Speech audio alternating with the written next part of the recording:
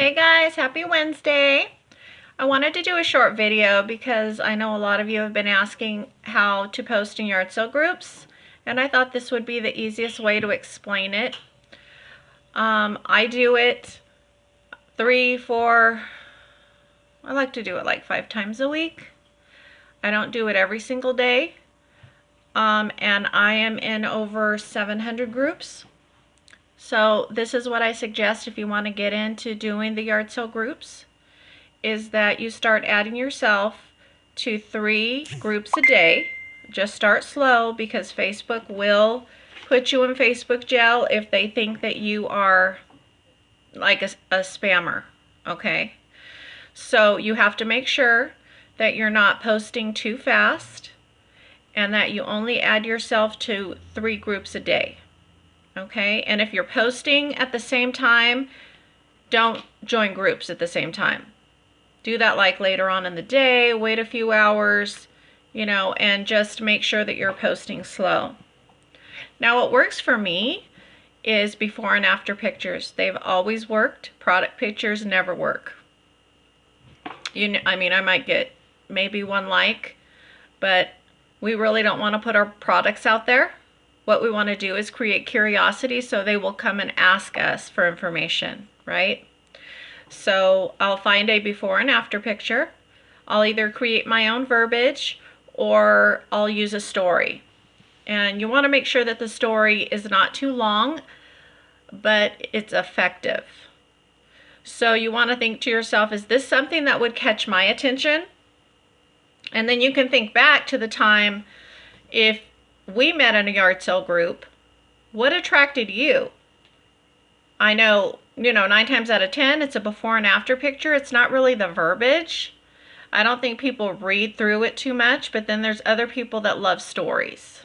So you have different kinds of people that are watching you, and they might like a post, but they'll never ask for info. And then you might post again, say a month later, and it's something that caught their eye. So all of a sudden, they ask you for info.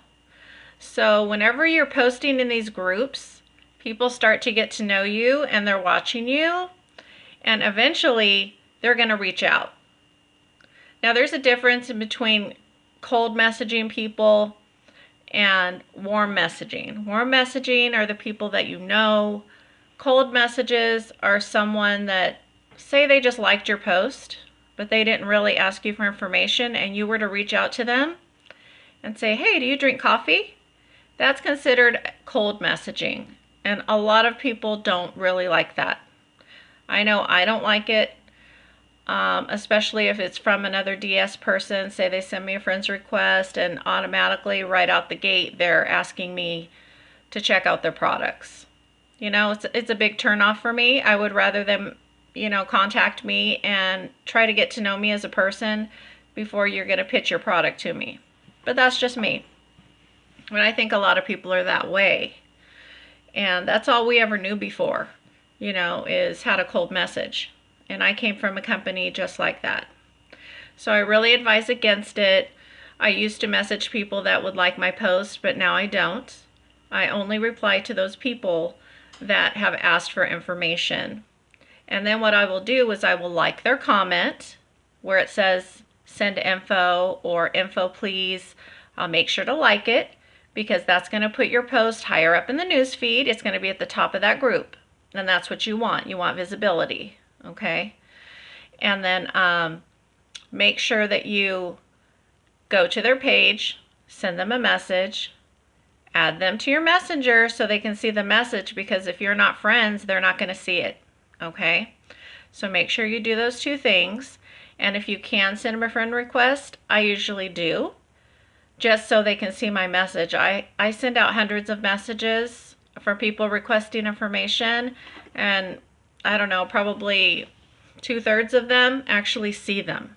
Okay, so you have to do whatever you can to let them know that you've sent the message. So I'll go back to the group post and I will say message sent. Please check your messenger, and if you don't see my message, check your message request folder, because that's where all of our messages go that we're not connected to on Facebook. Okay, so they go to a little folder, and if you don't look in that folder, you could have, quite a few messages in there, so make sure you do that.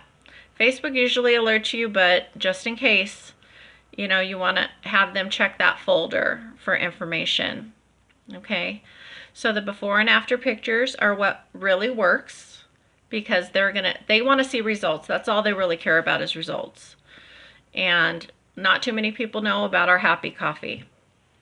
Now there's some things that you're going to encounter when you're advertising in groups, okay? You will have haters, people that just have nothing better to do than to put something negative on your post. What do? I send them to the block party. Boom, you're gone, okay? Don't waste your time and energy trying to argue with people. They just want to ruin your day. They want to ruin your post. So just get them out so that they don't see your post anymore. Anything else that you post, they will not be involved. Now, it does not remove that comment from your post, okay? That's the only problem. So if I don't have a whole lot of activity on that post, I will delete it and repost it, okay? Because you don't want a lot of negative comments on your post, because people go through and they read those things. So you definitely don't want that at all. So just make sure that if you have any negative, don't waste your time and energy on it. Just block them and be done with that, okay? It's not worth, turning somebody around.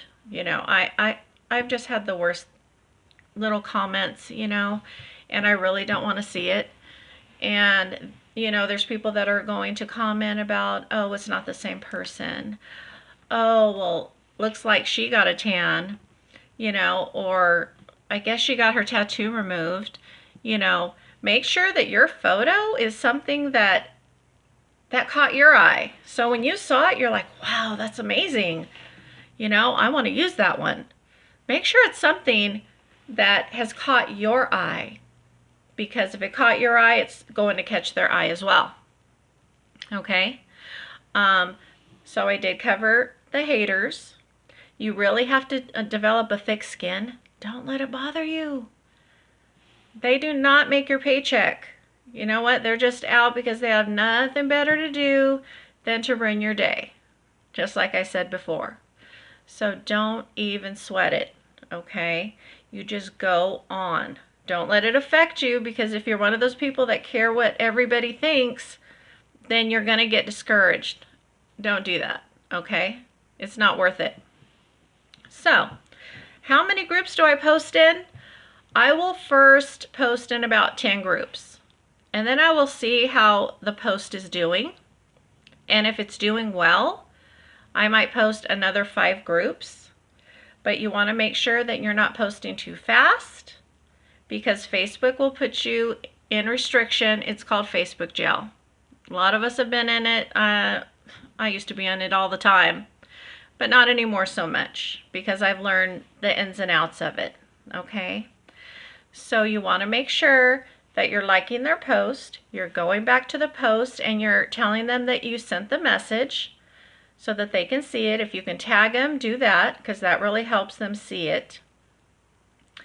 And if you're not getting a lot of engagement on a post, you can put an image up there. It can be something of benefits of the Happy Coffee, where you're not telling the company name, you're not putting a picture of the product in there, but you're just giving them a tidbit of information, to kind of draw them in, okay? And when you do that, then 9 times out of 10, they're going to ask for info, or they will send you a direct message. Now, I love it when they send me a message, because I don't have to worry about it too much. But sometimes a post will hit and you will get 80 to 100 people requesting info, and you feel like you want to pull your hair out, but it's exciting at the same time, because it's, oh my gosh, I got engagement. I'm so excited, right? That's how I am. But when you get a good post, it can keep you busy for 2 to 3 days. You're constantly sending information and answering questions, and then you have people in your messenger sending you just direct messages, so you can stay pretty busy. And you want to test your post out. Within, I'm going to say, the first 15-20 minutes, you're going to know if a post is going to hit, if it's going to be good or bad. Okay? If it didn't get that much attention, then you're going to have to find a new post, something else that works better. And I'm always here, you know, if you need ideas, if you want me to create a post for you that you can just copy and paste, I'll do that for you too. But just be prepared that when you post in groups, you have to be on it. You have to respond quickly as you can, possibly can, because that's what people like. You know, if they're not seeing your messages, they think that you're not serious, or maybe you're a scammer, you know, so you really want to give them close attention, okay? So make sure it's a time that you can devote to really prospecting, okay? And that's, in a short, that's how it works. And the most important thing is, oh, one more thing I wanted to tell you. How do you find the yard sale groups? Okay, you might not be in that many. Maybe you're in a couple in your area, but all you have to do is go up to the search bar in Facebook, and you can type in buy, sell, trade. You can type in Craigslist and the first few letters of the city, and you'll have some pop up. I have a lot of Craigslist in there, like Craigslist. I'm just going to throw out some names: Bakersfield, or buy, sell, trade, high desert. You know, things will come up, whatever state you're looking for. I don't recommend just staying in your own area. Don't do that. You want to grow a business. You want to be nationwide. You want to help everyone, okay? As many people as you can. So make sure that you're joining groups outside of your area as well. And even if they say that you have to be in that area, I usually don't care. I try and get in there anyway. You know, you do want to read the rules of the groups, because you want to make sure that they allow MLM, direct sales, network marketing. They call it spamming, but we don't spam people. We're just looking to help people and get them information on our products, you know. So you just have to be careful what groups you join, because they might not allow our kind of posts in there. And then they'll just end up blocking you from the group anyway. So, and another good thing is to make sure it's a big enough group, you know, to benefit you. If it's like a group of 200, I don't bother. Anything over 2,000 people, I like the groups that have 35 to 40,000. Sometimes you'll even find 74,000 members in the group. That's what I like, because I can target more people. And that's about it. So if you have any questions, you can definitely message me. You can comment here, and I would be happy to help you. Have an amazing day.